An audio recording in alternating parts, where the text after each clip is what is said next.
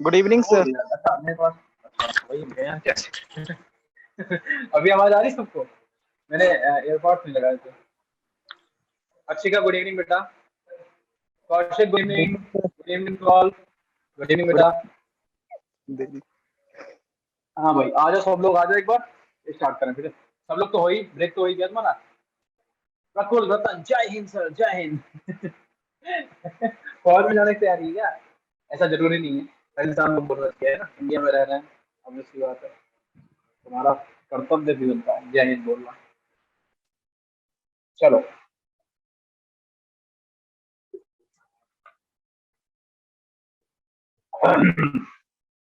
चलो भैया खेला शुरू करें हैं।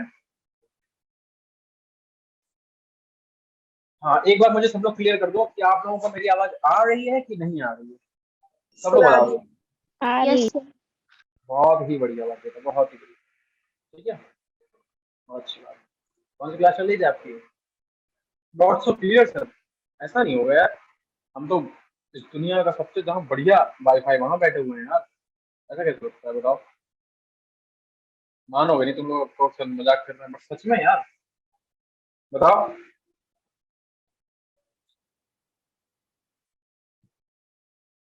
अलग टाइप से आ रही है आज। मेरी शक्ल मत देख भाई, इधर स्क्रीन सही हो रही, सही दिख रही है। मेरी शक्ल क्या देख रहा है? वो तो लाइटिंग की वजह से ना, यहाँ पे लाइटिंग मुंह पे नहीं पड़ रही, इधर से पड़ी, इधर से। ऐसे नहीं आ रही लाइट, मैं मुंह पे सामने से आ रही है। मेरी वाली वीडियो मत देखो, ये दिखाओ स्क्रीन। तो सर उसमें सर क्या स्क्रीन नहीं सही हो रही क्या? आवाज आवाज आवाज अभी ये आदमी ये लगा रखी है यार, बताओ तो हटा दे। सर थोड़ी सी लैग कर रही है ना।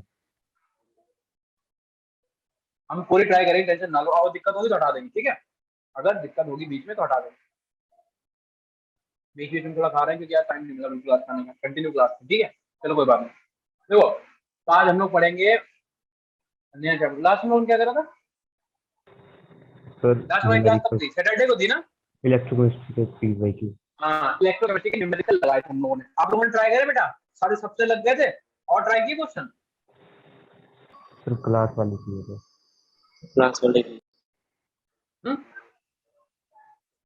क्या करो भाई, आवाज क्लास कट रही है वाले क्या? किए थे।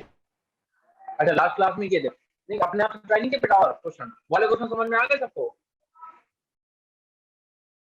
चलो अच्छा ठीक है, छोड़ो खैर, अभी आपको क्वेश्चन और भी प्रैक्टिस कराएंगे, ठीक है?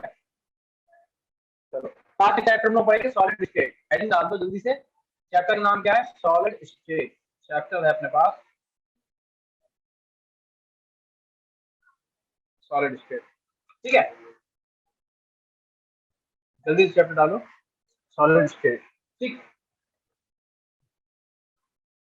और बेटा सॉलिड स्टेट के अंदर हम लोग क्या पढ़ेंगे? क्लासिफिकेशन ऑफ सॉलिड स्टेट, ठीक है? टॉपिक अपना क्या रहेगा? टॉपिक रहेगा, एक सेकंड रुकना बेटा, मम्मी फोन आ रहा है।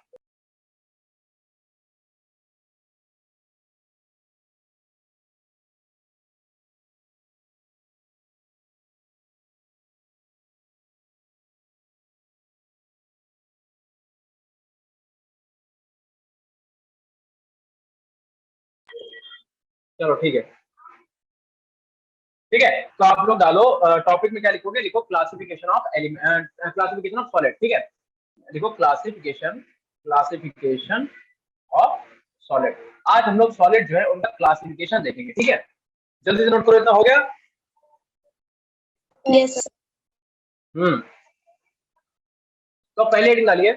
फर्स्ट हेडिंग क्या पड़ेगी? क्लासिफिकेशन ऑफ सॉलिड, ठीक है? फर्स्ट हेडिंग डालो, क्लासिफिकेशन ऑफ सॉलिड। पहले तो मुझे बताओ बेटा सॉलिड होते क्या हैं? तो मुझे बताएगा सॉलिड क्या होते हैं? जल्दी बताओ, सॉलिड क्या होते हैं, बताओ। अब फिर नहीं बोल लो, बोल तो दिया करो। Substances with definite mass and definite volume. Definite मास हो, डेफिनेट वॉल्यूम सर हो, डेफिनेट शेप। डेफिनेट शेप हो, है ना? और उन्हें जिन्हें मतलब क्या कहते हैं, जिनका मेल्टिंग पॉइंट बहुत ज्यादा हो, बॉइलिंग पॉइंट बहुत ज्यादा हो, ठीक है? डक्टाइल हो, मेलिएबल हो, जिनको आपने पढ़ा है कि नहीं पढ़ा बताओ? है ना, मतलब उन्हें खींच के आप थिन शीट में कन्वर्ट कर सको, उन्हें खींच के वायर में कन्वर्ट कर सको। यही तो प्रॉपर्टीज हैं जो कंप्रेसिबल ना हो, जिन्हें आप कंप्रेस ना कर सकते हो, यही तो सॉलिड होते हैं। बट मुझे बेटा एक बात बताओ, आपके घरों में सोफा पड़े होते हैं, घरों में जो सोफा है, या आपने जो कपड़े पहन रखे हैं, ठीक है, या जो घर में जितने भी प्लास्टिक के सामान है, जितने भी प्लास्टिक का जितना भी घर में आपके सामान यूज हो रहा है, या फिर आपके घर में जो शीशे हैं, ग्लास जिसे बोलते हो, क्या बोलते हैं हम लोग, ग्लास, ग्लास, ग्लास मतलब पीने वाला ग्लास है, ग्लास मतलब कांच, ठीक है, जिसे हम लोग कांच बोलते हैं, कांच। बताओ, सोफे को तुम कंप्रेस कर सकते हैं, कर सकते हो कि नहीं कर सकते हो, बताओ। अब सोफा के लिए बताओ, सोफा क्या है, लिक्विड है या सोफा के अंदर गैस भरी होती है? सोफा क्या है, सॉलिड लिक्विड गैस? बताओ बेटा, सोफा लिक्विड है, सॉलिड है कि गैस है? सॉलिड। यार सोफा सॉलिड ही तो है। अगर सोफा लिक्विड होता तो वो भीग नहीं जाते, गैस होता सोफा उड़ नहीं जाता, लेकिन सोफा क्या सॉलिड ही तो है। बट फिर भी आप उसे कंप्रेस कर पा रहे हो, सोफे को आप फिर भी क्या कर रहे हो, कंप्रेस कर रहे हो। ये कपड़े, ये क्या लिक्विड है जो हम पहने हुए हैं? लिक्विड पहन लिया हमने या फिर गैस पहन ली हमने? सॉलिड ही तो पहने हुए हैं। जितनी भी बेटा प्लास्टिक की चीज है, उन्हें भी आप पकड़ के तोड़ सकते हो, वो तो इतनी ज्यादा मेलेबल और डक्टाइल नहीं है, ना ही उनका मेल्टिंग पॉइंट बॉइलिंग पॉइंट इतना ज्यादा है, आप उन्हें पकड़ के तोड़ सकते हो, नहीं तोड़ सकते हो, बताओ। Yes sir. ठीक है, ग्लास, ग्लास को बेटा तोड़ सकते हो, बताओ ना। ग्लास को तोड़ सकते हैं, ऑब्वियस सी बात, घुसा मार दो खिड़की पे टूट जाएगा।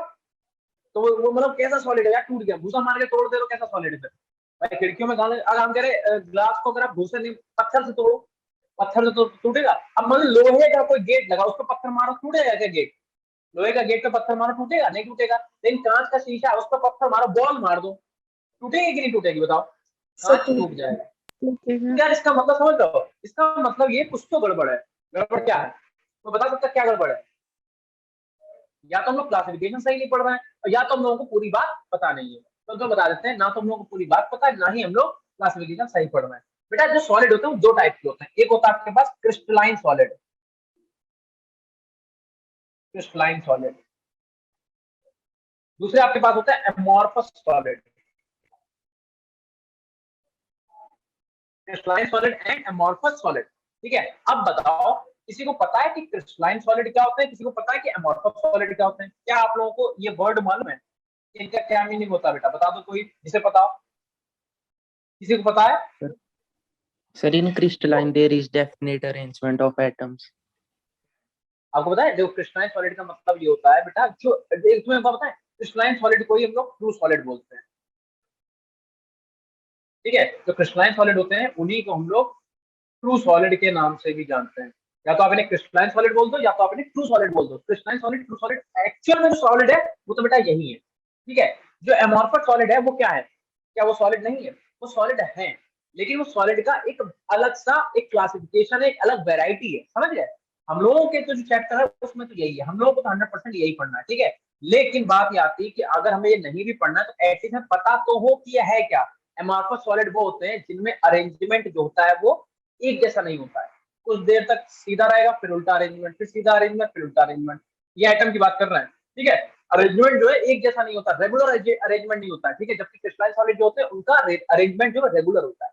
क्रिस्टलाइन सॉलिड का high melting point, high boiling point होता है। ठीक है, डेफिनेट शेप होती है, डेफिनेट वॉल्यूम होता है, शार्प एज होते हैं। जब अगर आप इन्हें कट करोगे तो शार्प एजेस मिलेंगे आपको, कि मतलब अगर वहां पे आपका हाथ ऐसे लग जाए तो कट लग जाएगा वहां पे। अगर आप क्रिस्टलाइन सॉलिड को जैसे लाइक मान लो ये क्रिस्टलाइन सॉलिड है, अगर इसे कट करें फॉर एग्जांपल, तो आपको शार्प एजेस मिलेंगे। ठीक है, जबकि एमॉर्फस सॉलिड में ऐसा नहीं होता। अब तुम लोग सोच रहे होगे कि सर ने ग्लास को एमॉर्फस सॉलिड की कैटेगरी में क्यों रखा, क्योंकि ग्लास तो सॉलिड है, दबा पकड़ोगे दबेगा भी नहीं। बट ऐसा नहीं है बेटा, ग्लास जो होता है वो एमॉर्फस सॉलिड ही है। हम तुम लोगों को बताएं, अगर तुम लोगों ने ध्यान से कभी देखा हो, अगर आप लोगों के यहाँ विंडो है और उस विंडो में कांच लगा हुआ है, मान लो, ठीक है, शीशा लगा हुआ है, अगर आपको ध्यान से उसे देखोगे तो शीशा जो है बेटा वो नीचे की तरफ जो है वो थोड़ा थिक होगा, नीचे की तरफ थोड़ा मोटा होगा शीशा, और ऊपर की तरफ पतला होगा। और नहीं देखा तो देखना चाहिए। ठीक है, एक्चुअल में जो ग्लास है वो है क्या? ग्लास एक्चुअल में सुपर कूल्ड लिक्विड बोला जाता है, सुपर कूल्ड कूल्ड लिक्विड बोला जाता है। ग्लास एक्चुअल में सॉलिड है ही नहीं, ग्लास क्या सुपर कूल्ड लिक्विड, या फिर ये क्या है, अमॉर्फस सॉलिड है। ठीक है, जो क्या कहते हैं ग्लास है उसके पास जो प्रॉपर्टी है किसकी, फ्लो करने की, ग्लास के पास क्या होता है, प्रॉपर्टी है फ्लो करने की, ग्लास फ्लो कर सकता है। और यही रीजन है कि जब आप एक ऐसे शीशा लगाते हो तो शीशे में जैसे मान लो ऐसे ग्लास लगा हुआ है तो ये ऊपर से नीचे की तरफ ऐसे क्या करता है, फ्लो करता है, बट रैंडम नहीं, तुरंत नहीं, टाइम लग जाता है, सालों लग जाते हैं। इसीलिए जब बहुत जो पुराने मकान बने हुए हैं उनमें अगर आप देखना, जो आप खिड़की शीशे हैं वहां पे क्या होगा कि आपका जो ग्लास है फ्लो करता है, इसमें नीचे ग्लास कैसा होता है, मोटा, और ऊपर कैसा होता है, पतला। ठीक है, तो ग्लास भी जो है अमॉर्फस सॉलिड होता है। तो इनका क्लासिफिकेशन आप लोग जल्दी जल्दी नोट करो। ठीक है, चलो लिखो, इसमें लिखो पहला पॉइंट आप लोग। हाँ बेटा बताओ, सर इन दोनों में से इजीली कट कौन सा होता है? फिर से बोलो बेटा। इजीली कट कौन सा होता है, क्रिस्टलाइन है मोस्ट? इजिली कट यही हो जाएगा जब उसका फिर मेल्टिंग इसकी पॉइंट वही अरेंजमेंट तो उल्टी सीधी है फिर। इजीली देखो, अमोर्फस। शार्प एजेस अलग चीज है। हाँ ये इजीली मतलब आप ये बोल रहे हो देखो कि अगर मान लो एक ये क्रिस्टलाइन सॉलिड है, ठीक है, और एक ये है अपने पास क्या, अमॉर्फस सॉलिड। आप बोलो अगर हम इसे कट करेंगे तो ऑब्वियस सी बात है, अगर आप इसे कट करोगे तो ये आसानी से इस फॉर्म में आ जाएगा, ऐसा बिल्कुल आपको दिखेगा। ठीक है, लेकिन अगर आपने अमॉर्फस को ऐसे कट किया तो ये ऐसा नहीं दिखेगा, ये ऐसा ऐसा ऐसा करके ऐसा दिखेगा। ये अगर चीज बोल रहे हो तो ऑब्वियस सी बात है। ठीक है, ठीक है, तो ये बात बिल्कुल सही, इजीली कट आप इसे कर सकते हैं, क्रिस्टलाइन सॉलिड को ये आप इजीली कट कर सकते हो, तभी तो शार्प एजेस में कन्वर्ट हो जाता है। ठीक है, अब इसके कुछ पॉइंट्स है, लिख लो जल्दी से। पहला पॉइंट क्या है, इसके पास डेफिनेट शेप होती है, डेफिनेट शेप होती है। दूसरी बात देखो, यहाँ पे लॉन्ग रेंज ऑर्डर होता है, लॉन्ग रेंज ऑर्डर होता है। लॉन्ग रेंज ऑर्डर का मतलब समझ लो, इसके जो एटम्स है बेटा ना, वो लॉन्ग रेंज में एक ही जैसा पैटर्न फॉलो करते हैं। जैसे मान लो ऐसा है, ठीक है, ऐसा ऐसा, ये ऑर्डर है फॉर एग्जाम्पल। ठीक है, तो इसका क्या होगा, लॉन्ग रेंज में एक ही जैसा पैटर्न फॉलो करेंगे, जबकि यहाँ पे ऐसा नहीं। यहाँ पे क्या होता है, जैसे मान लो एक ये हो गया, ठीक है, और मान लो एक यहाँ पे क्या, दूसरा ये हो गया, तीसरा ये हो गया, चौथा ये हो गया। अब मान लो यहाँ पे क्या, यहाँ तक तो ये वाला पैटर्न फॉलो हुआ, अगले आगे क्या हुआ, अगला दूसरा पैटर्न फॉलो हो गया, कि यहाँ पे ऐसे ऐसे सब आने लगे, इनके बीच में गैप ही नहीं रहा, समझ गए। तो यहाँ पे लॉन्ग रेंज में सेम पैटर्न फॉलो नहीं होता, किसमें, अमॉर्फस में। जबकि जो क्रिस्टलाइन होते हैं बेटा, इनकी पैकिंग बहुत तगड़ी होती है। पैकिंग का मतलब समझते हो, पैकिंग का मतलब इनकी जो बॉन्डिंग है, इनकी पैकिंग बहुत ही ज्यादा तगड़ी होती है। ठीक है, इसमें होना, ठीक है, इनकी पैकिंग क्या होती है, बहुत तगड़ी होती है। जैसे लाइक मान लो तो चलो ऐसे, एक बॉन्ड ये है, एक एटम ये है, एक एटम ये है, एक एटम ये है, और इनकी पैकिंग देख रहे हो कितनी बढ़िया है, ऐसा देखो, ये देखो, मतलब इनके बीच में इंटरमोलिकुलर फोर्स बिल्कुल है ही नहीं, इनके बीच में इंटरमोलिकुलर डिस्टेंस है नहीं, बिल्कुल ऐसे पैक्ड है, टाइटली पैक्ड है। वेयर एज अमॉर्फस सॉलिड में ऐसा नहीं है, क्योंकि वहां पे ऑर्डर जो है लॉन्ग रेंज तक जो है फॉलो ही नहीं करते। वो उनके जो शरारती हो क्या करते हैं, डिसिप्लिन में रहते हैं, एक ऐसे एक ऐसे ऐसे यहाँ तक आया, उसका क्या है, एक पहले यहाँ पे ऐसे चला, बिल्कुल ऐसे क्रिस्टलाइन था, फिर क्या हुआ, फिर ऐसे ऐसे ऐसे, और फिर इसके नीचे आने लगे। अब वो वाला फॉलो ही नहीं कर रहा जो बीच में यहाँ पे आगे अटकता था। तो कहने का मतलब है क्रिस्टलाइन सॉलिड जो होते हैं वो सेम ऑर्डर को लॉन्ग रेंज तक फॉलो करते हैं, वेयर एज जो आपके अमॉर्फस होते हैं वो नहीं करते हैं। यहाँ पे लिख लो, इनका शार्प मेल्टिंग पॉइंट होता है, शार्प मेल्टिंग पॉइंट होता है। थर्ड यहाँ पे लिखो, इनके पास शार्प एजेस होते हैं, sharp edges, sharp edges on cutting. जब आप इन्हें कट करोगे, जब आप इन्हें कट करोगे तो शार्प एजेस मिलेंगे। ठीक है, और चौथी बात बेटा लिखो, ये एनिसोट्रॉपिक होते हैं, anisotropic, tropic, anisotropic in nature. किसी को पता है बेटा एनिसोट्रॉपिक का मतलब क्या होता है, क्या किसी को मालूम है एनिसोट्रॉपिक का क्या मतलब होता है? सर जो है पार्टिकल्स होंगे इनके वो एक लाइन में होंगे। फिर से बोलो, समझ में नहीं आया मुझे, फिर से बताओ, बोलो बेटा। जो इसमें पार्टिकल्स होंगे वो स्ट्रेट लाइन में होंगे जैसे। नहीं, Sir, which show एनिसोट्रॉपिक का मतलब different होता है, properties in different direction. हाँ ये सही आंसर है। ठीक है, जो डिफरेंट डायरेक्शन में डिफरेंट प्रॉपर्टी शो करता है उन्हें बोलते हैं एनिसोट्रॉपिक। इसका मतलब जैसे कि अगर जैसे मान लो यहाँ पे ए है, ठीक है, ऐसा समझाने की कोशिश करते हैं। ठीक है, तो मतलब ये कोई 100% सही नहीं है, बट ऐसा मान लो यहाँ पे ए है, यहाँ पे बी है, यहाँ पे फिर से ए है, यहाँ पे फिर से बी है, यहाँ पे फिर से। अब अगर मैं इस लाइन में जाए तो हमें यही पैटर्न मिलना चाहिए, A B A B A B मिलना चाहिए था, पर हुआ क्या, यहाँ पे ए आ गया, फिर यहाँ पे ए आ गया, फिर यहाँ बी आ गया, पैटर्न कुछ अलग ही मिल गया। जब इधर हम यहाँ से जब लेफ्ट से राइट गए तो हमें पैटर्न कैसे मिला, ए बी पैटर्न मिला। जब हम ऊपर से नीचे आए तो हमें पैटर्न कैसा मिला, ए बी पैटर्न मिला है। ऐसे ही अगर आप जाओगे ऐसे, मान लो इधर चली गए, यहाँ पे डायगोनल गए, तो ए के बाद मान लो आ गया बी, फिर आपके पास क्या आ गया, ए आ गया, फिर से ए आ गया, फिर से ए आ गया। जब आप इस लाइन में गए तो अलग प्रॉपर्टी, मतलब देख रहे हो कि मतलब अलग अलग डायरेक्शन में अलग अलग प्रॉपर्टी। जब लेफ्ट टू राइट गए तो क्या हुआ, ए बी पैटर्न मिला, देखो ए बी, फिर से ए बी, फिर यहाँ पे ए, उसका आगे बी होगा। जब नीचे आया तो ए 3 बार आ गया, 3 बार ए और बी आया, यहाँ पे अलग पैटर्न है। और यहाँ पे देखो डायगोनली जब ए बी एक बार आ गया, फिर ए आ रहा, मतलब हर डायरेक्शन में अलग प्रॉपर्टीज। तो एनिसोट्रॉपिक का मतलब, एनिसोट्रॉपिक का मीन्स ये होता है जो अलग अलग डायरेक्शन में अलग अलग प्रॉपर्टीज शो करे। ठीक है, लिखो जल्दी से बेटा सब लोग, इतना जल्दी तेजी में। ठीक है, Done, और sir. एक पॉइंट, हाँ ठीक है, एक पॉइंट आप इसमें और ऐड करो, इन्हीं को हम लोग ट्रू सॉलिड भी बोलते हैं। यही हमारे असली सॉलिड तो यही है, ट्रू सॉलिड भी इन्हीं को बोलते हैं। ठीक है, जल्दी नोट कर लो फटाफट।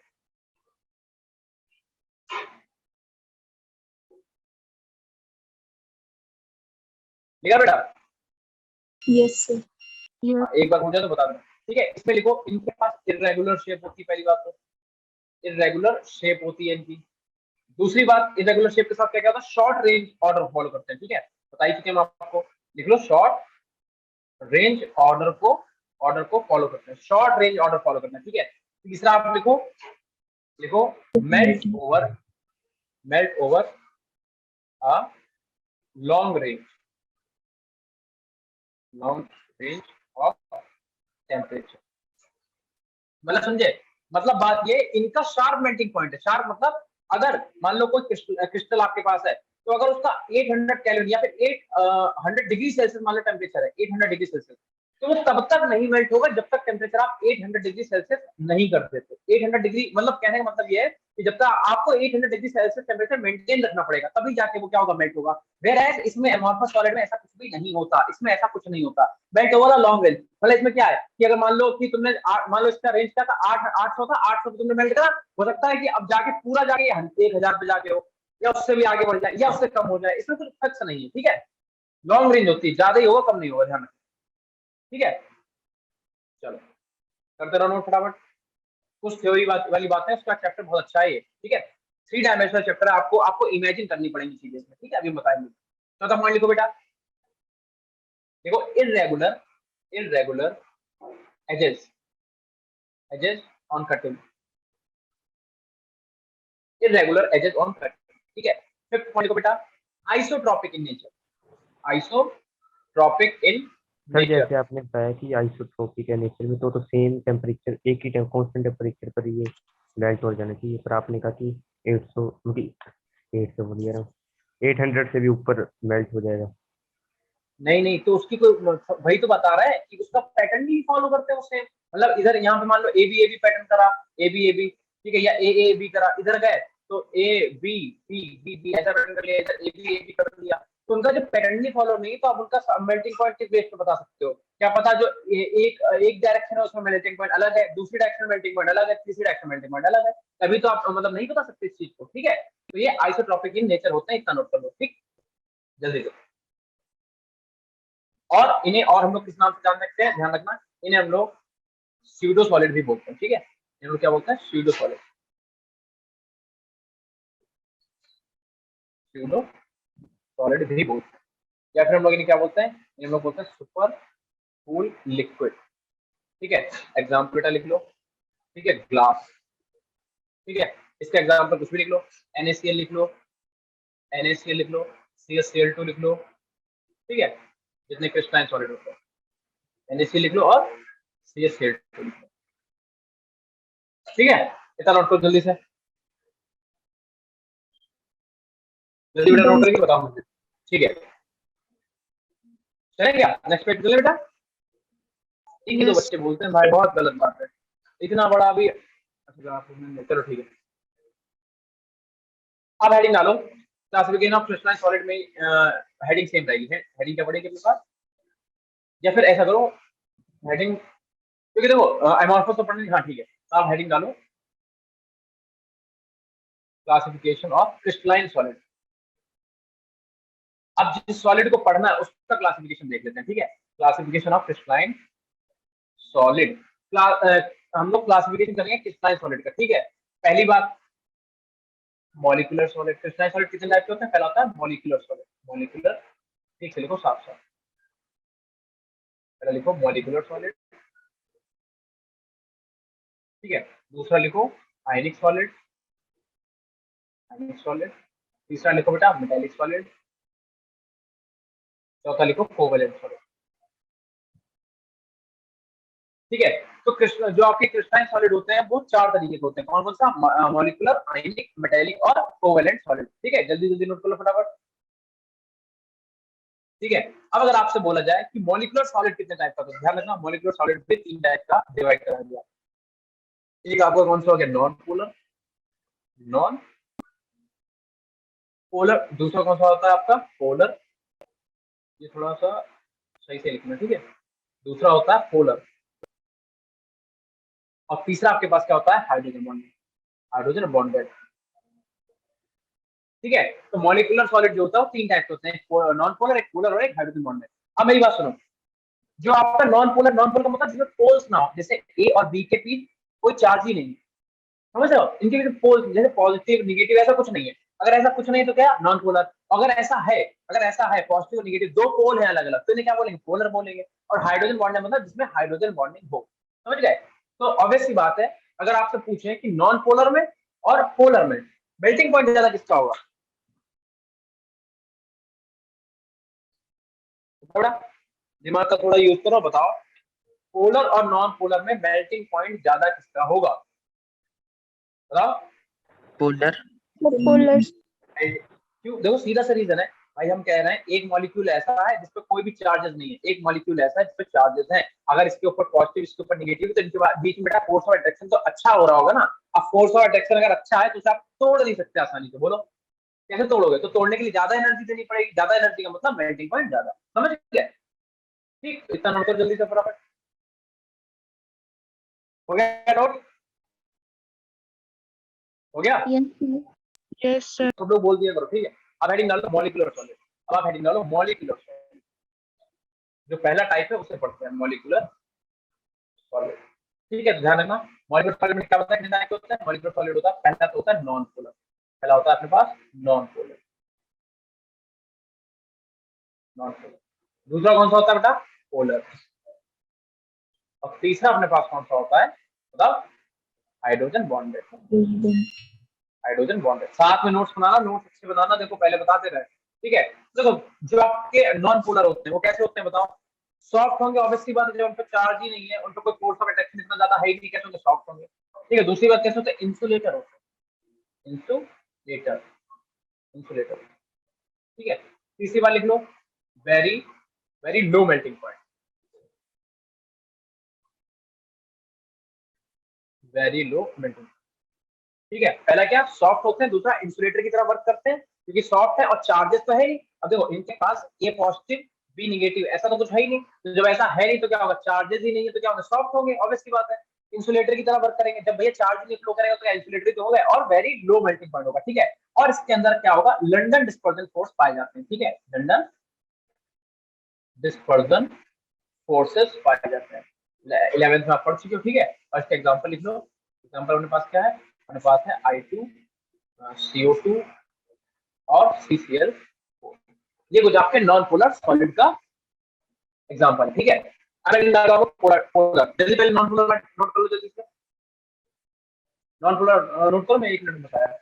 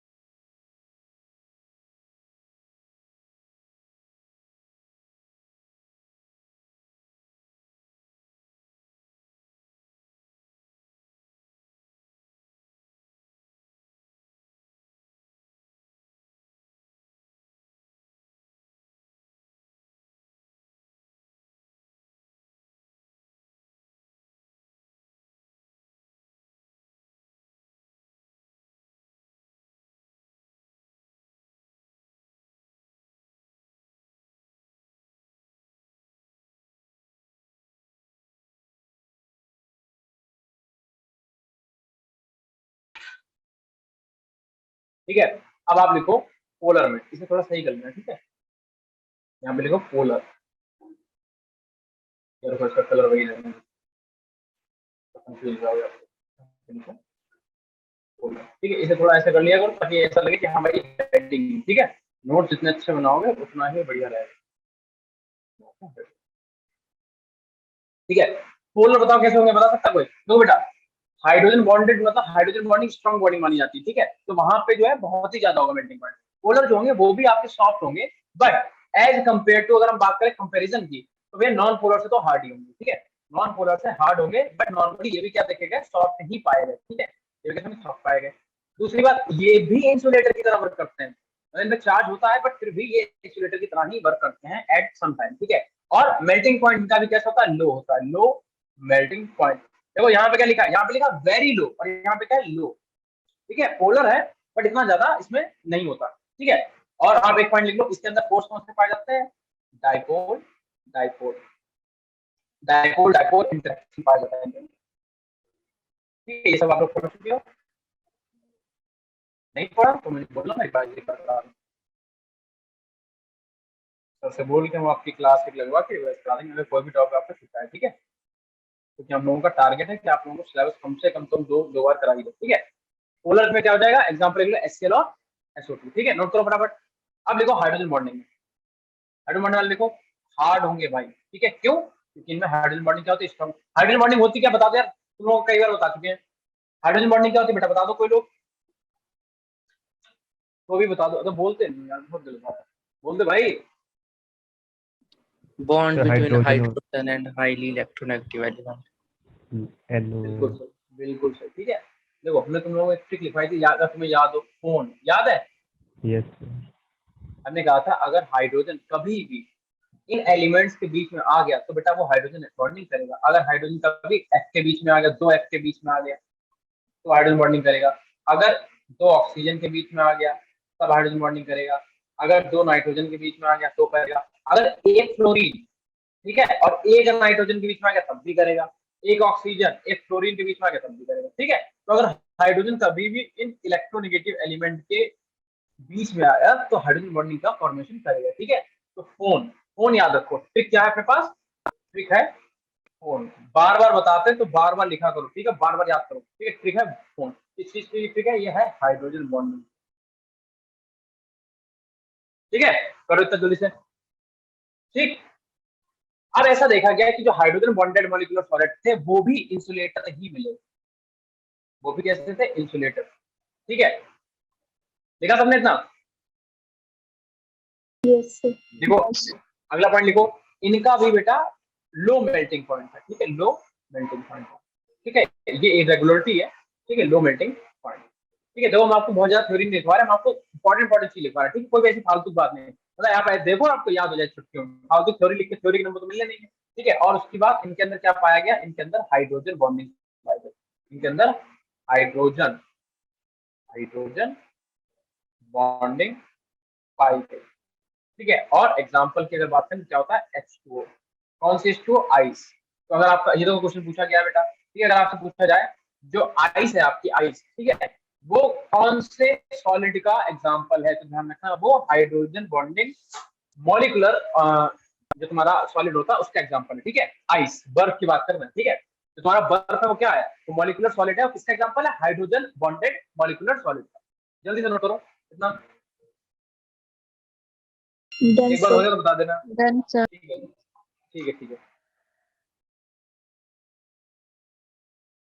सब लोग नहीं बोल लो भाई, देखो एक ही दो बच्चे बोलते रहते, हमें बहुत ये गलत लगता है, ठीक है, बोला करो तो पूछा करें।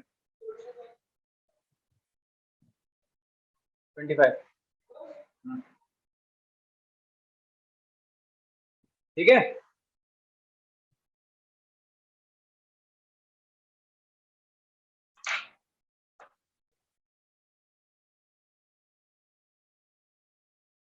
चलो ठीक, ठीक है। अब आप हेडिंग डालो आयनिक सॉलिड, ठीक है, अब आप हेडिंग डालिए आयनिक सॉलिड,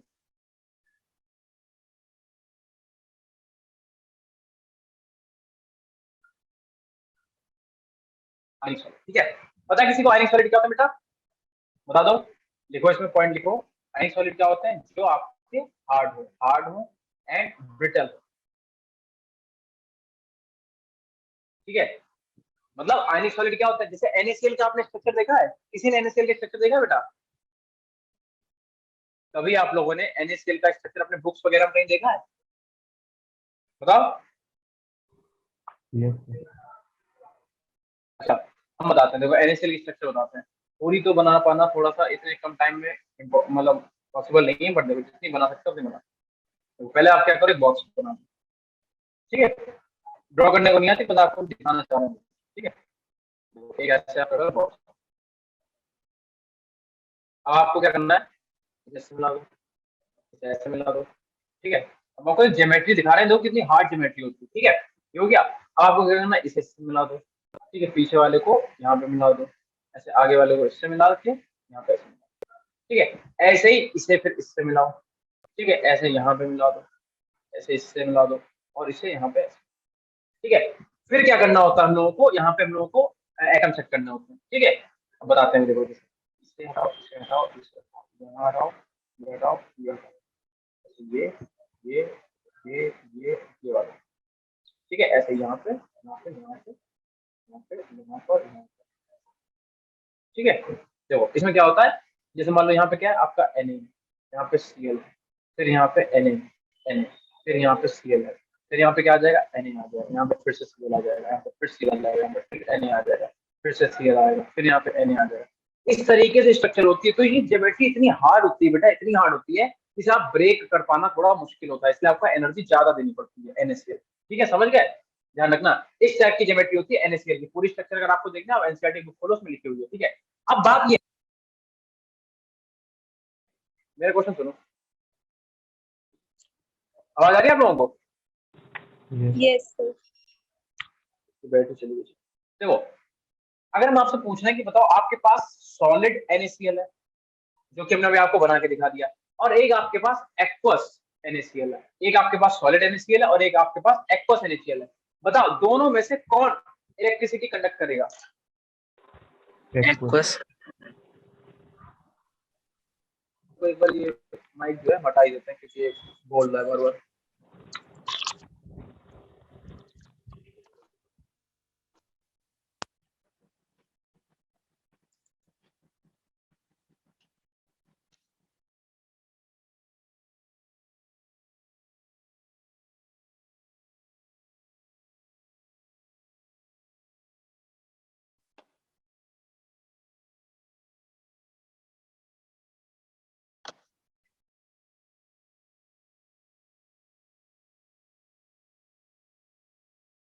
अब देखो आवाज आ रही बेटा मेरी? Yes sir.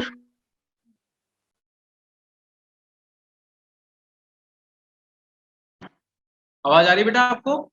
Yes, yes, sir. चलो ठीक ठीक है, ठीक है। तो आप लोगों ने आंसर क्या दिया कि भैया देखो एक्वस NaCl जो है वो क्या करेगा, वो करंट को फ्लो करने देगा। क्यों? क्योंकि ये आयनिक फॉर्म में है ना। Na कैसा है, Na पॉजिटिव, Cl कैसा है, Cl नेगेटिव फॉर्म में। तो ऑब्वियस सी बात है, जब Na positive Cl negative, ions तो भाई मूव ही करेंगे ना, आयंस है तो मूव करेंगे। तो इसका मतलब हम आपको बताएं, अगर आप एक बकेट लो, ठीक है, और उसमें आप पानी डालो, नॉर्मल पानी भर दो। दूसरा सेम आप क्या करो, एक बकेट लो, उसके अंदर आपने पानी डाला, प्लस आपने इसके अंदर NaCl भी डाल दिया, ठीक है। बताओ कंडक्टिंग मीडियम किसका ज्यादा होगा, करंट किसमें ज्यादा फ्लो करेगा, इसमें या इसमें? किसमें बेटा? पहले वाले में, ए में या बी में? करंट फ्लो किसमें लगेगा? अगर तुम किसमें हाथ डाल दो तुम्हें तेज करंट लगेगा, करना नहीं है, ठीक है। पता चले बेवकूफी में कर दो कभी ऐसा।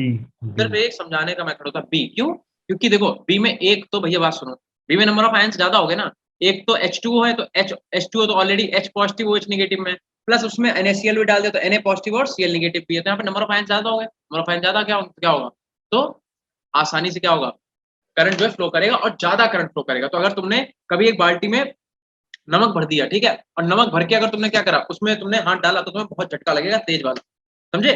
तो ये ध्यान रखना, ठीक है। अगला पॉइंट लिखो बेटा, लिखो, ये भी क्या है, इंसुलेटर है, insulator, but insulator in solid state. Solid state में तो कैसे है, इंसुलेटर है, ठीक है। लिखो, बट कंडक्टर्स इन मॉल्टन स्टेट, या फिर लिखो in aqueous state, in aqueous state. इतना लिखिए जल्दी से, ठीक है। समझ में आएगा क्या रीजन है? अगली बात देखो, हाई मेल्टिंग पॉइंट है इनका, हाई मेल्टिंग पॉइंट है। अगला पॉइंट लिखो, इनके बीच में बेटा फोर्स कौन सा होगा, बता सकता है कोई? इनके बीच में कौन सा फोर्स होगा? क्या किसी को पता है कि इनके बीच में फोर्स कौन सा होगा? Electrostatic force. Electrostatic force. क्यों? क्योंकि ऑब्वियसली बात अभी दिखाया ना, Na पे पॉजिटिव, Cl पे नेगेटिव चार्ज है, चार्ज के बीच में फोर्स कौन सा लगेगा? Electrostatic force. ठीक है, तो ध्यान रखना ये इनके पास फोर्स कौन सा होता है? Electrostatic force. ठीक है, इलेक्ट्रोस्टैटिक फोर्स। और एग्जांपल लिख लो इसका, NaCl लिख लो, ठीक है, और ZnS लिख लो, ठीक है, और CaF2 लिख लो। ये इसके एग्जांपल हो, CaF2 F। लिखो बेटा जल्दी फटाफट, टाइप्स खत्म करते हैं जल्दी जल्दी। बस देखो सॉलिड स्टेट जो आपका चैप्टर है, वैसे तो लोग कहते हैं बोरिंग, बोरिंग कुछ नहीं है। बस स्टार्टिंग का जो 1 2 3 पेज होंगे उनमें थोड़ी सी थ्योरी है। उसके बाद जैसे यूनिट सेल में बेटा एंटर होगे ना, और पैकिंग फ्रैक्शन में मजा आने लगे सॉलिड स्टेट पढ़ने में। ठीक है, इतना नोट करो जल्दी से। हो गया बेटा? Yes. चलो हटा रहे हैं। अब अगली हेडिंग आप नहीं हुआ, नोट कर लो।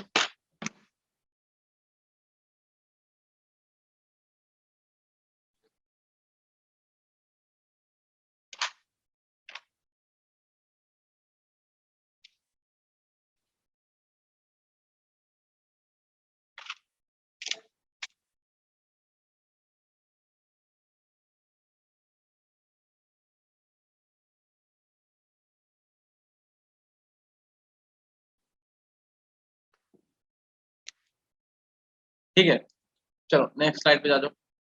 यार इससे कभी कोई चेंज नहीं होता है।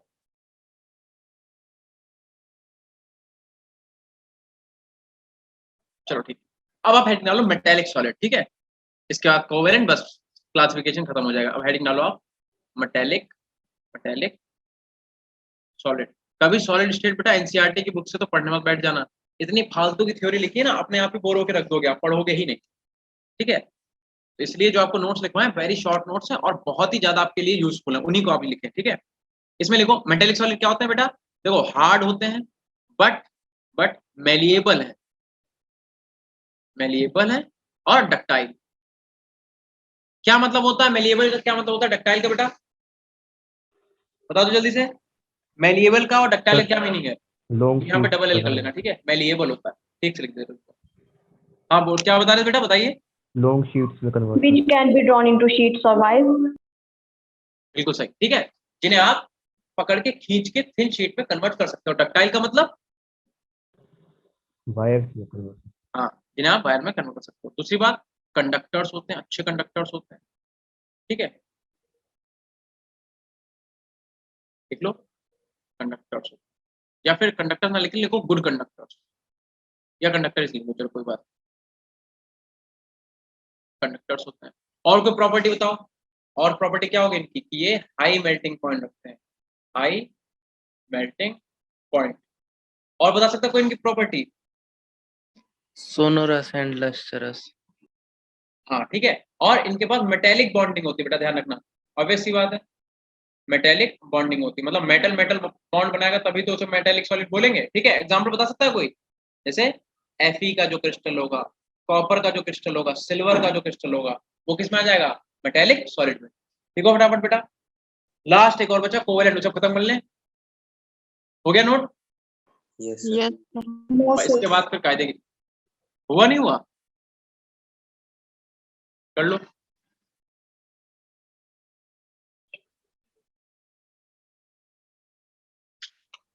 Then, sir. ठीक है, अब आप लोग हेडिंग डालो कोवेलेंट सॉलिड, जल्दी से लिखो कोवेलेंट सॉलिड,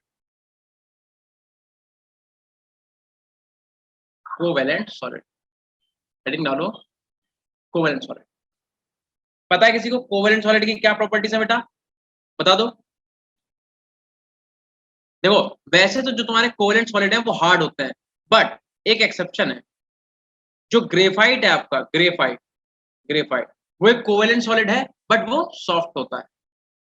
समझे? ये से याद रख लेना, एक्सेप्शन आ गया मतलब आपके लिए इंपॉर्टेंट। जो ग्रेफाइट है वो आपका कैसा था? सॉफ्ट, जबकि वो एक कोवेलेंट सॉलिड है। दूसरा पॉइंट बता सकता है कोई? बता बेटा कोवेलेंट सॉलिड के बारे में। जनरली क्या होते हैं कोवेलेंट सॉलिड? इंसुलेटर होते हैं, इंसुलेटर्स होते हैं, इंसुलेटर। बट एक्सेप्ट किसके? ग्रेफाइट के। ग्रेफाइट आपका कंडक्टर है बेटा। ठीक है, जनरली क्या होता है कोवेलेंट कैरेक्टर जो होते हैं, जनरली जो कोवेलेंट सॉलिड है वो कैसे होते हैं? इंसुलेटर होते हैं, बट जो आपका ग्रेफाइट है वो क्या होता है? कंडक्टर होता है। ध्यान रखना, वो क्या आपके पास? वो आपका कंडक्टर है।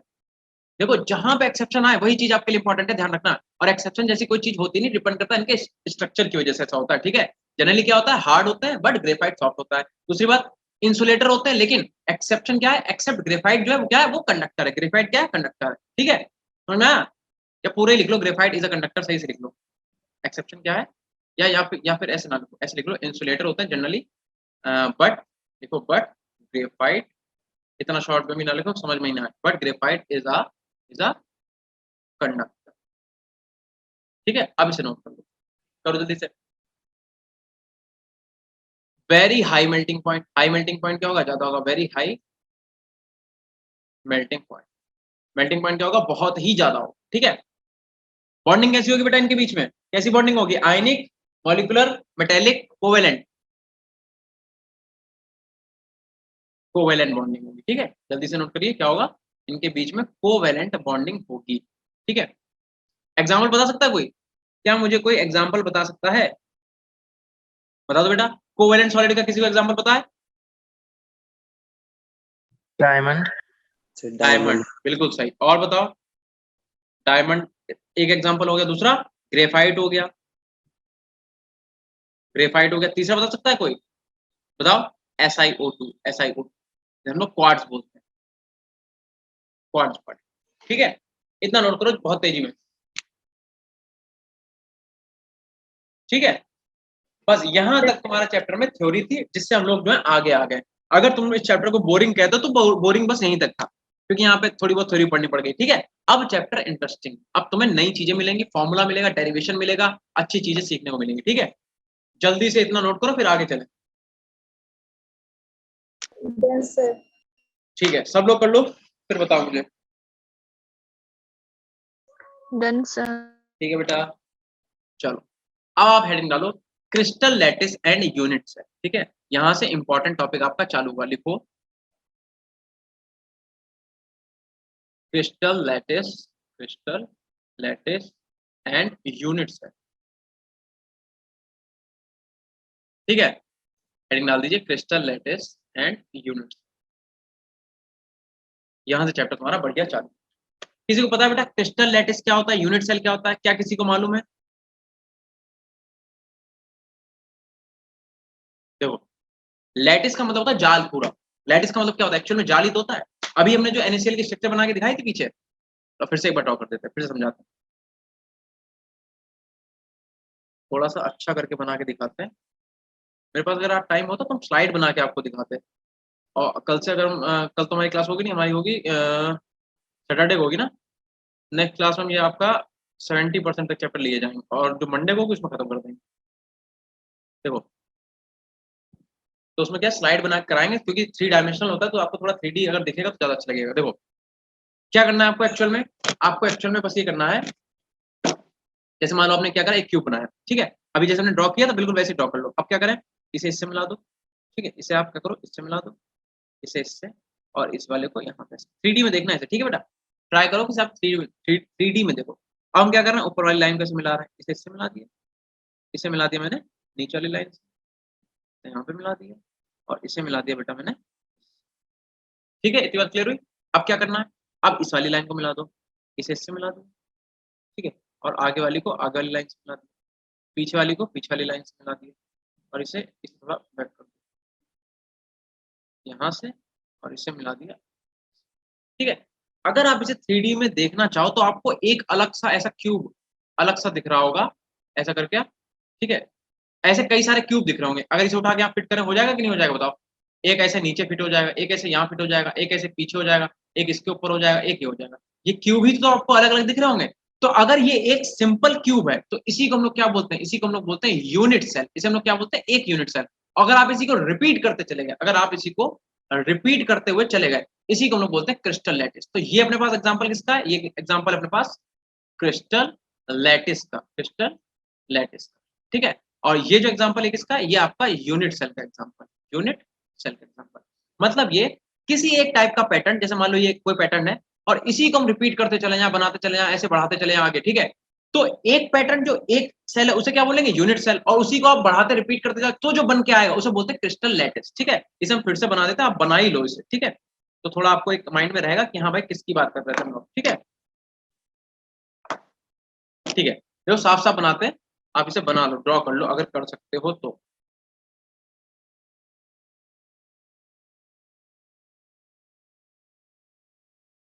जल्दी से बेटा बनाओ मेरे साथ, थोड़ी सी कम पड़ गई, कोई बात नहीं, बांध दे रही हूँ।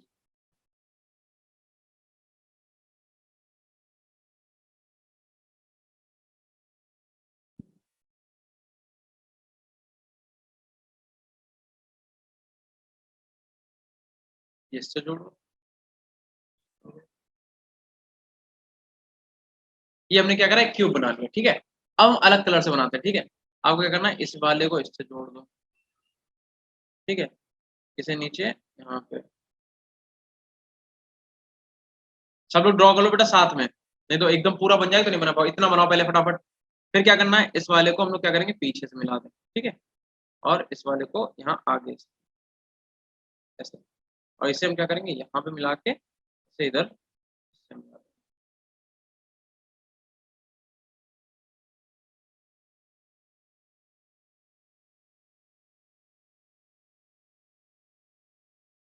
इतना करो, ठीक है, इतना करा।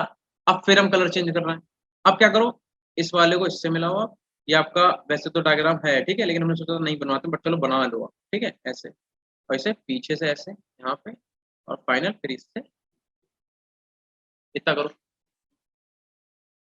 किया इतना बेटा। अब जो ये स्ट्रक्चर बन के आई, बस एक लाइन मुझे ठीक करनी है, मुझे ऐसा लगता है कि मैंने वो लाइन ठीक की तो ये पूरा स्ट्रक्चर गड़बड़ हो जाएगा। चलो रहने देते हैं यार, ऐसे रहो, रखो थोड़ा सा आगे पीछे, बट देखो ये एक्चुअल में NaCl की स्ट्रक्चर है। ठीक है, तो ये पूरा अगर आपको कहीं पे जाल टाइप का दिख जाए तो इसे बेटा क्या बोलेंगे, इसे हम लोग बोलेंगे क्रिस्टल लैटिस, इसे हम लोग बोलेंगे क्रिस्टल लैटिस, लैटिस।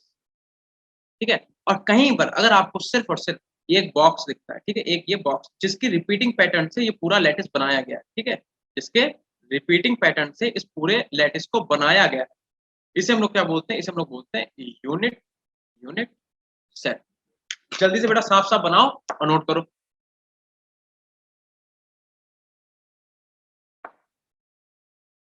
हो गया बेटा, Yes, sir. बन गया, Yes, sir. बड़ी जल्दी बना लिया। ऐसे बनाया सबने, Yes, Yes, sir. sir. ऐसा नहीं बनाया हो तुम लोगों ने, तुम लोगों ने जल्दबाजी में बनाया होगा है, तो तुम लोगों की ड्राइंग बहुत अच्छी है फिर। चलो कोई बात नहीं, अगर बना लिया तो बहुत अच्छी बात। इसमें लिखो, देखो बेटा, the smallest part of lattice, part of lattice. ठीक है, the smallest part of lattice, आगे लिखो, which can, which can be, which can be repeated, which can be repeated in all the direction, in all the direction। ठीक है, the smallest part of lattice which can be repeated in all the direction। ठीक है, to generate, लिखो, to generate, to generate the entire lattice, the entire lattice is called, is called, colour change करके लिख लो, is called unit cell। ठीक है, मतलब वो छोटा सा पार्ट जिसे आप अगर कंटिन्यू रिपीट करते जाओ पूरा लैटिस बन जाता है। ठीक है, हमने क्या करा, हमने देखो ये जो आपको दिख रहा है ये बेटा, इसे हम क्या करेंगे, रिपीट करते करते करते और ये पूरा एक स्ट्रक्चर में मिल गया। ठीक है, तो smallest part of the lattice which can be repeated in all the direction to generate the entire lattice is called unit cell. मतलब वो छोटा सा पार्ट जिसे आप रिपीट करते जाओ तो क्या हो जाएगा, आपको पूरा लैटिस मिल जाएगा। इतना नोट कर लो भैया सब लोग जल्दी फटाफट। हो गया बेटा नोट? Yes, sir. हो गया, चलो अब आप क्या करो, अब आप कुछ चीजें समझ लो, पैरामीटर समझ लो थोड़े बहुत।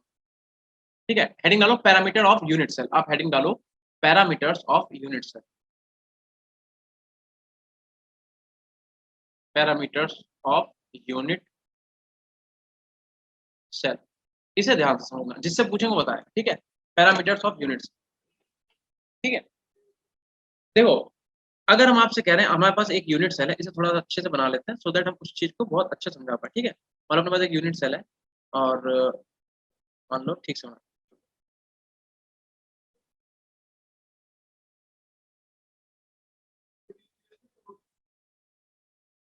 ठीक है, एक ये हो गया, और तुम लोग भी ड्रॉ करना, ठीक है, और जिससे पूछे वो बताते रहना।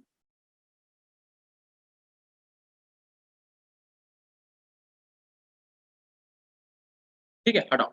अगर हम यहाँ पे लिख दे, मान लो अगर हम लिखते हैं इन अ क्यूब, ये क्या क्यूब ही तो है, तो अगर हम बात करें इन अ क्यूब, तो क्यूब के अंदर हम जिससे पूछो बताना, बताओ बेटा एज कितने हैं, क्यूब के अंदर एज कितने हैं, ठीक है, जिससे पूछो बताया, सब नहीं बोले। तुम्हें पहला पहला बताना बेटा एज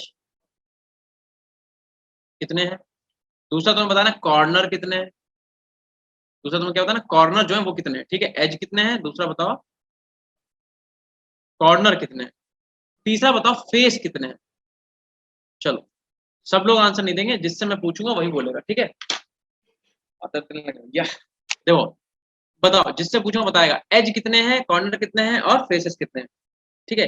हेमंत बेटा आपको आवाज आ रही है? हेमंत आवाज आ रही Yes, है? बताओ बेटा हेमंत, बताइए इस जो हमने ये आपके सामने क्यूब बनाया है, इस क्यूब के अंदर कितने एजेस है? sir. 12. 12 एजेस है। दिख गया आपको 12 एजेस?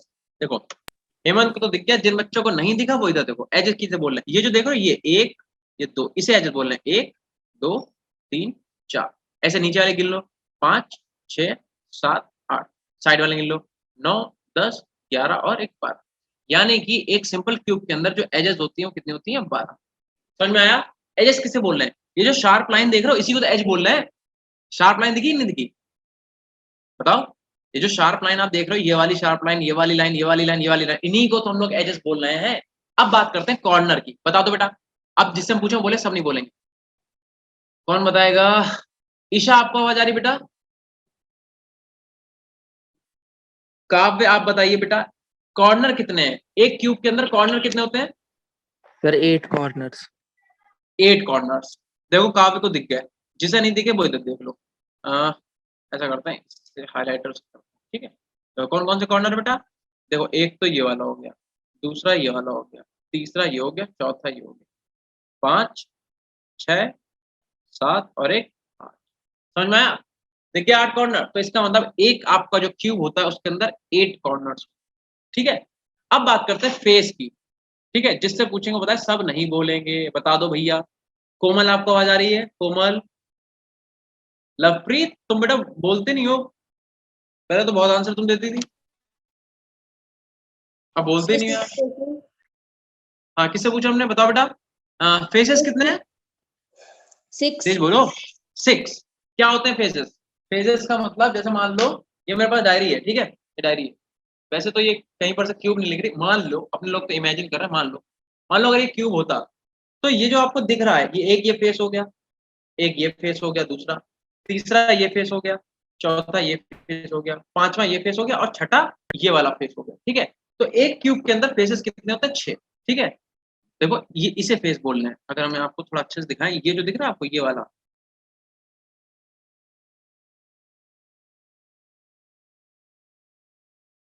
देखा सबको, इसे हम लोग बोल रहे हैं फेस। ये क्या है अपने पास? ये अपने पास फेस। ये क्या है अपने पास? ये अपने पास कॉर्नर है।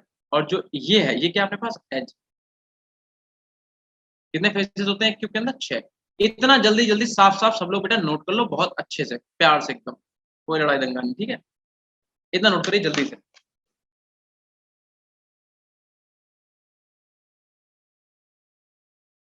Done, sir. हो गया? चलो, Yes. अगर इतना हो गया तो आप अब हेडिंग डालो 7 क्रिस्टल सिस्टम। आप हेडिंग डालिए 7 क्रिस्टल सिस्टम। हेडिंग पड़ेगी, देखो ये थोड़ा छोटा छोटा डालना पड़ेगा, ठीक है। टेबल टाइप की होगी तो आप भी थोड़ा नेक्स्ट पेज पे करना, ठीक है। 7 क्रिस्टल सिस्टम। इसमें इसमें देखो 7 क्रिस्टल सिस्टम, जो इसमें आपसे क्या पूछा जाएगा वो भी आपको बता देंगे कि इसमें क्या पूछा जाता है, ठीक है। पहले तो हेडिंग डाल दो 7 क्रिस्टल सिस्टम, और इसे बेटा अच्छा सा थोड़ा छोटा छोटा जो है अंडरलाइन कर दो, ठीक। 7 क्रिस्टल सिस्टम को ऐसे कर दो अंडरलाइन। हेडिंग पड़ गई यार, बड़ी गंदी सी हेडिंग डाल दी, फिर से लिखो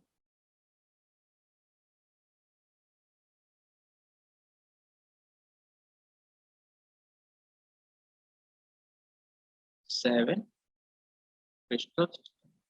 ठीक है, आपको एक टेबल टाइप की बनानी है। ठीक है, क्या करना है, आप इधर लिखो क्रिस्टल सिस्टम, यहाँ पे क्या हेडिंग पड़ेगी, यहाँ पे लिखो क्रिस्टल सिस्टम। ठीक है, बीच में लिखो आप एक्सिस लेंथ या फिर आप लिखो एक्सियल लेंथ।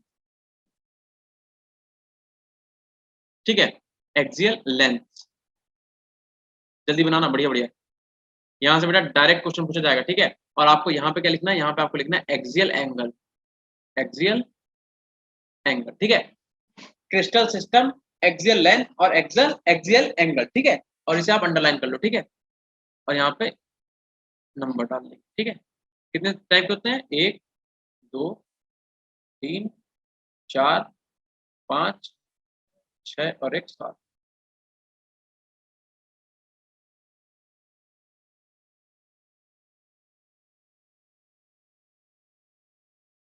ठीक है, ये 7 टाइप के अपने पास क्रिस्टल सिस्टम होते हैं। कौन कौन से होते हैं, अभी तो हम ऐसे लिखवा दे रहे हैं, बाद में आपको भी ट्रिक बताएंगे। ठीक है, पहला तो कौन सा होता है, क्यूबिक। क्यूबिक, ठीक है, ये बहुत ज्यादा सिमेट्रिकल होता है। ठीक है, मोस्ट सिमेट्रिकल। दूसरा कौन सा होता है, टेट्रागोनल, टेट्रागोनल। ठीक है, third one is orthorhombic. Third one कौन सा होता है, ऑर्थोरोम्बिक, ऑर्थोरोम्बिक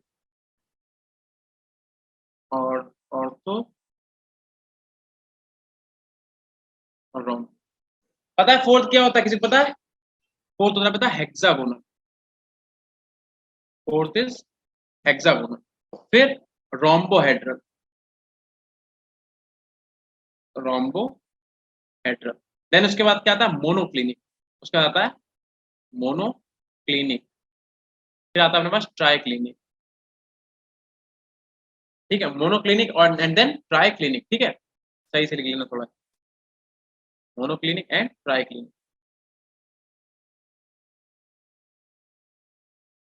ट्राइक्लिनिक, ठीक है। अब एक्सियल लेंथ, अब आपसे पता क्या क्वेश्चन पूछा जाएगा, आपसे कहेगा बताओ जो आपका ऑर्थोरोम्बिक होता है उसमें बताओ एक्सियल लेंथ क्या होती है, ए इक्वल टू बी होता है कि नहीं होता है, बी इक्वल टू सी होता है कि नहीं होता है, angle alpha beta gamma equal होते हैं कि नहीं होते हैं। बस आपको वही अभी तो लिखना है और बाकी हम आप ये टेबल बना लो, अब बाकी हम तुम्हें ट्रिक बता देते हैं क्या क्या करना है। देखो देखो एक्सियल लेंथ जो क्यूबिक के लिए, देखो क्यूबिक के लिए बेटा क्या होता है, जो एक्सियल लेंथ होती है वो होती है A is equal to B is equal to C. और इसमें जो एंगल होते हैं वो क्या होते हैं, एंगल होते हैं alpha is equal to beta is equal to gamma और इज इक्वल टू 90। मतलब जो एंगल है वो अल्फा बीटा गामा होंगे और वो 90 के इक्वल होंगे, मतलब आपस में भी तीनों एंगल इक्वल होंगे और 90 के भी इक्वल होंगे। अब बात करें अगर टेट्रागोनल की, बता सकता है कोई, टेट्रागोनल में क्या होगा, टेट्रागोनल में ए इज इक्वल टू बी तो होगा लेकिन बी जो है वो बेटा वो सी के इक्वल नहीं होगा। अगर हम बात करें अल्फा बीटा गामा की, ध्यान रखना alpha is equal to beta होगा इज इक्वल टू गामा होगा इज इक्वल टू 90 डिग्री होगा।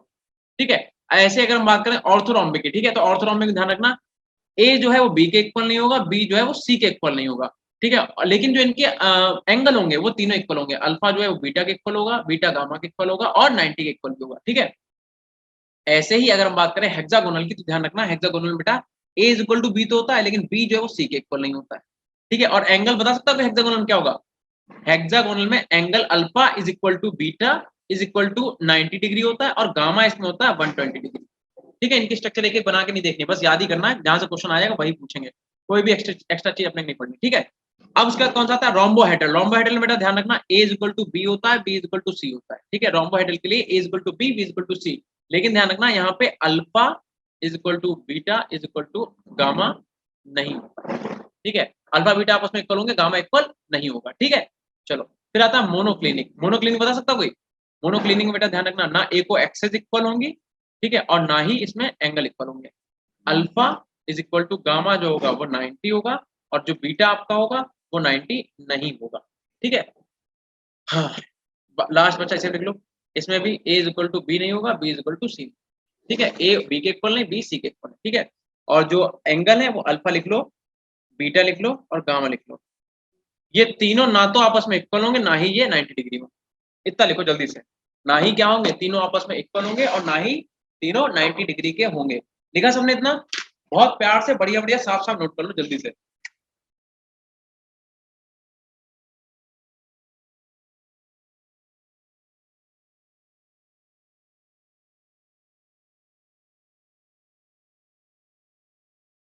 Done sir. ठीक है, सबका हो जाना बेटा। Done, sir.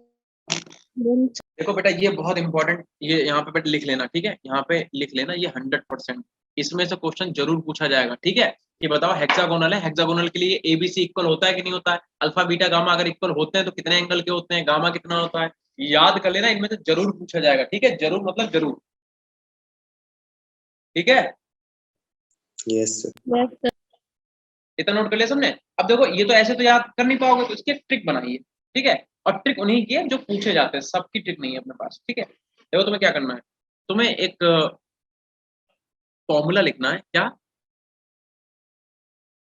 कार, या ऐसे ना लिखो, ऐसे लिखो, कार, टैक्सी, हिंदी में लिख रहे हैं यार इंग्लिश में लिख रहे हैं,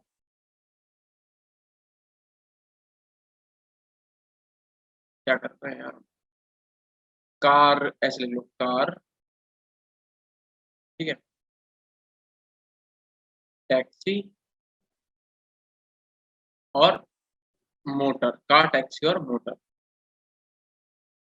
ठीक है, कार टैक्सी मोटर, ठीक है। कार का सिर्फ सी लिख लो, कार का मतलब क्या हो गया, सी का मतलब क्यूबिक, आर का मतलब रोम्बोहेड्रन, रोम्बोहेड्रन, ठीक है। तो कार की ट्रिक सुनो। अब देखो जो कार होती है बेटा, उसकी तीनों डायमेंशन लेंथ, ब्रेथ और हाइट सेम होता है, तभी तो सेम कार होती है। सुनो ना, आगे से कार नीचे, पीछे से ऊपर को उठी हुई, ऐसा कहीं होता है, ऐसी कोई कार देखी है क्या कि नीचे, आगे को नीचे और पीछे को ऊपर, नहीं होता। कार जो होता है उसकी सारी डायमेंशन इक्वल है, इसका मतलब कार के लिए A is equal to B होगा, बी इज इक्वल टू सी होगा, होगा कि नहीं होगा बताओ। कार के लिए एक्सियल लेंथ क्या होगी, A is equal to B, B is equal to C, ठीक है। अगर हम बात करें टैक्सी की, टी मतलब क्या होता है, टी मतलब क्या होता है, देखियो पीछे पन्ना पलटो, टी का मतलब क्या, देखो ये रहा, टेट्रागोनल, ठीक है, टेट्रागोनल, तो यहाँ पे लिखो टेट्रागोनल। और एक्सी का मतलब पता किससे है, एक्सी का मतलब ये वाला, कहाँ गया, एक्सी का मतलब हेक्सागोनल का ये वाला एक्स उठाया है, एक्सी मतलब हेक्सागोनल का ये वाला एक्स उठा लिया है, ठीक है। तो एक्सी मतलब हेक्सागोनल, हेक्सागोनल। अब टैक्सी की ट्रिक समझ लेते हैं, फिर से देख लो, टी मतलब टेट्रागोनल, एक्सी फिर से देख लो, एक्सी का मतलब जो हेक्सागोनल का एक्स है उससे याद करा है एक्सी को, ठीक है, कार टैक्सी, ठीक है। तो देखो अब जो तुम टैक्सी है, टैक्सी में बेटा ऑटो भी होता है, ऑटो होता है, ऑटो में क्या होता है, पीछे के दो पहिए सेम डिस्टेंस पे होते हैं, बट अगला वाला पहिया क्या होता है, वो सेम डिस्टेंस पे नहीं होता, ऐसा कुछ होता है, इसके ऊपर पूरा ऐसा ऑटो रखा होता है कि नहीं होता, होता मतलब आगे एक पहिया होता है, पीछे दो पहिए होते हैं, इसका मतलब जो ए है वो तो बी के इक्वल होगा, बट सी के इक्वल नहीं होगा। अरे यही तो मतलब वो बेटा, बताओ ना, अगर आप कभी ऑटो पे बैठे हो तो उसमें क्या होता है, पीछे दो पहिए सेम डिस्टेंस पे होते हैं, आगे एक ही पहिया होता है, तो ए और बी तो आपस में इक्वल है, बट सी के इक्वल नहीं, ठीक है। और अगर बात करें मोटर की, मोटर मतलब एम से क्या हो जाएगा, मोनोक्लिनिक, मोनोक्लिनिक, ओ से क्या हो जाएगा बताओ, ऑर्थोरोम्बिक, ऑर्थो ऑर्थोरोम्बिक, ठीक है। और टीआर मतलब ट्राई क्लिनिक, टीआर मतलब ट्राई क्लिनिक। अब देखो बेटा बात सुनो, मोटर, मोटर जानते हो मोटर क्या होता है, मोटर का मतलब गाड़ी में जो इंजन लगा होता है उसे हम लोग मोटर बोलते हैं, गाड़ी में जो इंजन लगा उसको क्या बोलते हैं, मोटर। तो मोटर के हर एक पार्ट अलग अलग होते हैं, मोटर में कुछ भी सेम नहीं होता, हर एक पार्ट अलग है, इसका मतलब इसमें ए जो है वो बी के इक्वल नहीं होगा, बी जो है वो सी के इक्वल नहीं। ये तुम्हारी ट्रिक है, इसे बढ़िया सा यहाँ पे लिखो ट्रिक, और अगर याद कर सकते हो तो कर लो बेटा, बहुत काम आएगी, ठीक है। कार टैक्सी मोटर, ट्रिक का नाम क्या है, हिंदी में लिख दे रहे थे, car taxi motor, car taxi motor, ठीक है, कार टैक्सी एंड मोटर, ये ट्रिक है अपने पास, कार टैक्सी मोटर, ठीक है, नोट कर लो फटाफट, कार टैक्सी मोटर। ये उल्टा लिखा है क्या, सही तो लिखा है, सही है, सब कुछ सही है, इसे नोट कर लो बेटा। Done, sir. ठीक है बेटा, सब लोग कर लो फटाफट।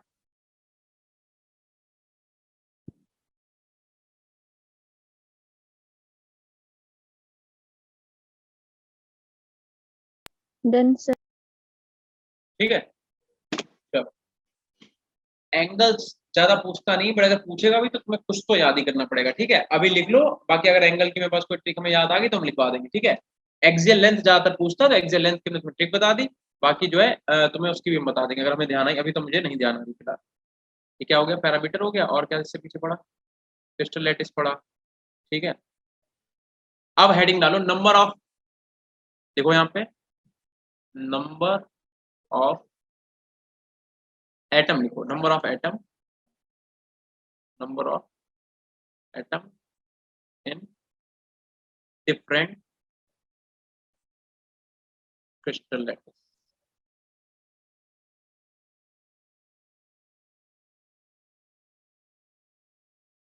Number of atom in different crystal lattice. सबसे पहले हम लोग क्या पढ़ेंगे, क्यूबिक सिस्टम, ठीक है। सबसे पहले हम लोग क्या पढ़ेंगे, क्यूबिक सिस्टम, जिससे पूछेंगे बताएगा। नंबर ऑफ एटम बेटा कैसे निकालेंगे, देखो पहले तो क्यूबिक सिस्टम बना लो, यहाँ पे क्यूबिक सिस्टम ड्रॉ ही कर लेते हैं, ठीक है।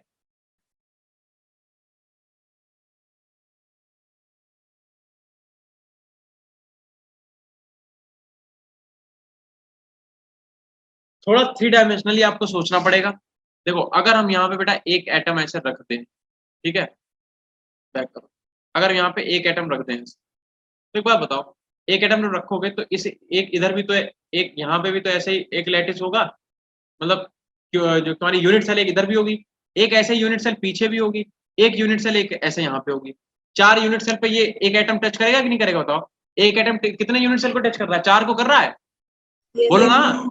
अगर इसके ऊपर बेटा ऐसे ही 4 रख दें, ऐसे एक इधर ऊपर रख दें, ठीक है, एक पीछे इधर ऊपर रख दें, एक इधर, तो टोटल कितने नंबर ऑफ यूनिट सेल को एक एटम टच करेगा बताओ, 8 को। इसका मतलब समझ में आया, इसका मतलब बेटा ये हुआ कि अगर आप एक यूनिट सेल बनाते हो, ठीक है, अगर आप एक यूनिट सेल बनाते हो, तो उसके अंदर जो एक एटम होता है, एक एटम इसका पार्टिसिपेशन सिर्फ बेटा 1/8 है, 1/8 पार्टिसिपेट कर रहा है सिर्फ एक यूनिट सेल में, क्योंकि वो 8 यूनिट सेल से टच कर रहा है, समझ गए। तो अगर हम क्यूबिक सेल के लिए नंबर ऑफ एटम निकालेंगे n, अगर n निकालेंगे तो क्या हो जाएगा, अच्छा बताओ कितने टोटल नंबर ऑफ इसमें कॉर्नर होते हैं, कॉर्नर कितने होते हैं, 8, 1 2 3 4 5 6 7 8, टोटल नंबर ऑफ कॉर्नर कितने, 8, ठीक है, और पार्टिसिपेशन उनका कितना है, 1/8, कितना आ गया नंबर ऑफ एटम, 1, यानी कि n की वैल्यू जो है वो 1 आ गई, किसके लिए, क्यूबिक सिस्टम के लिए। बताओ, कोमल कह रही है 1, हाँ बेटा ठीक है, आई बात समझ में। अगर किसी को ये समझ में नहीं आया तो एक बार फिर से समझाने को तैयार है, अगर वो समझने को तैयार है तो। क्या बेटा समझ में आया, यस सर।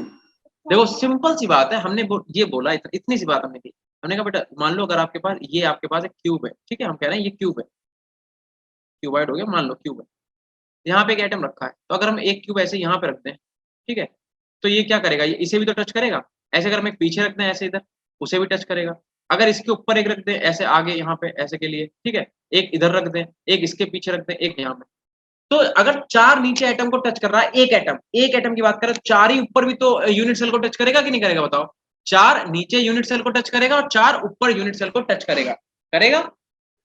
तो अब बात ये आती है कि नंबर ऑफ एटम कैसे निकालेंगे, तो कितने कॉर्नर होते हैं एक क्यूब के अंदर 8 कॉर्नर है, और एक का पार्टिसिपेशन कितना है, 1/8, तो सीधा सीधा कर दो 8 × 1/8 is equal to n is equal to कितना आ गया, 1, ठीक है।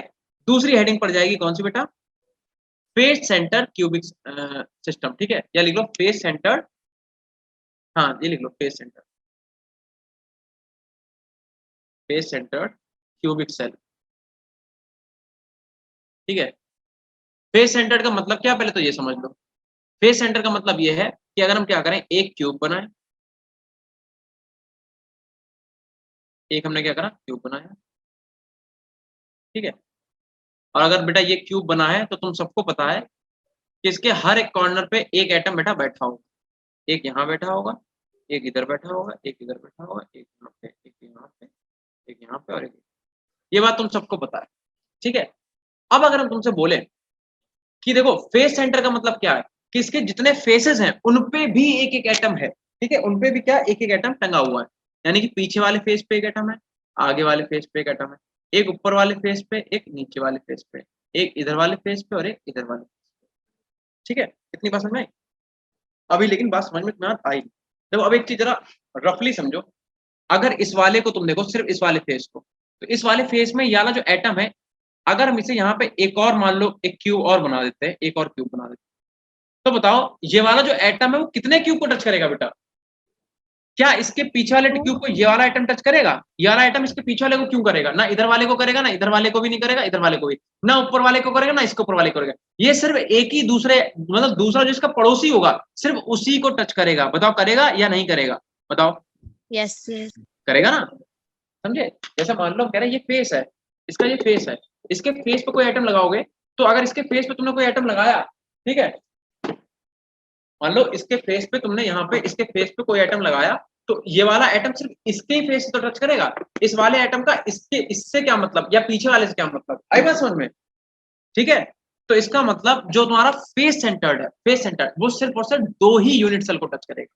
तो अगर आपको फेस सेंटर के लिए नंबर ऑफ एटम यानी कि n अगर निकालना है तो बताओ बेटा क्या होगा? कोई बता सकता है n कितना होगा?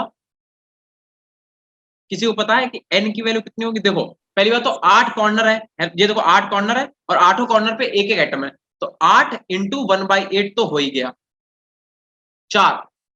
अर्पणा बोल रही है 4। अभी देखते हैं बेटा, देखो 8 कॉर्नर, देखो ये 8 एटम तो 8 कॉर्नर पे रखे हैं कि नहीं रखे हैं? एक का पार्टिसिपेशन कितना है? 1/8, तो 8 इंटू 1/8 तो है, प्लस फेस पे कितने एटम रखे हुए? 6। फेस पे एटम कितने गिन लो, 6 फेस होते हैं, 6 फेस पे एक एक एटम, तो 6 फेस पे टोटल एटम कितने हो गए? 6। और एक एटम का पार्टिसिपेशन कितना बेटा? एक एटम कितना पार्टिसिपेट कर रहा है? 1/2 कर रहा है कि नहीं कर रहा है? वो सिर्फ 2 ही यूनिट सेल से तो टच कर रहा है। एक जो आपका एटम है वो सिर्फ 2 ही यूनिट सेल से टच कर रहा है, यानी कि 1/2, यानी कि 6 इंटू 1/2। देखो ये तो भैया कैंसिल ही हो गया और ये हो गया कैंसिल, तो यहाँ पे कितना आ गया? 3। तो यहाँ पे कितना आ गया? 1 और प्लस यहाँ पे कितना आ गया? 3, दैट इज 4। तो जो आप n निकालोगे वो कितना निकल के आ गया? 4। ठीक है, इसके लिए फेस सेंटर्ड क्यूबिक सेल के लिए, फेस सेंटर्ड क्यूबिक सेल के लिए n की वैल्यू कितनी निकल के आ गई? 4। चलो बस अब आज हम लोग यहीं तक रखेंगे, ठीक है बेटा? और इसके आगे अब बस इंटरेस्टिंग चैप्टर है, समझ लो। अब तुम्हें इमेजिनेशन पे बेस्ड है, तो ये तो तुम खुद इमेजिन ही कर रहे हो कि अगर यहाँ पे है तो 8 1/8 इसका पार्टिसिपेशन कैसे हुआ, ठीक है? तो अब पूरा चैप्टर जो है बेस है इमेजिनेशन के ऊपर तुम्हारे, ठीक है? कल से हम लोग क्या करेंगे, इसके आगे का पढ़ेंगे, कोशिश करेंगे कल ही हम लोग इस चैप्टर को फिनिश कर दें, ठीक है? कोशिश यही रहेगी। कल तो है ही नहीं अपनी क्लास, अपनी क्लास तो कोमल कैरी 4। हाँ ठीक है बेटा, क्लास हम लोग की सैटरडे हो, सैटरडे हम लोग पूरा चैप्टर खा लेंगे, ठीक है? इतना जल्दी से नोट कर लेना, बढ़िया सी अपने तुम लोग क्या करना, नोटबुक पे से नोट कर लेना, बाकी हम लोग मिलेंगे कल, ठीक है? ठीक है बेटा, Yes. Okay, sir. चलो Thank you, ठीक है, sir. बाय, गुड नाइट, खा पी के सो जाओ, बढ़िया, मिलते हैं, ठीक है? सैटरडे मिलेंगे, bye. Thank you, sir. Thank you sir. Okay, good night. Good night बेटा, गुड नाइट सर।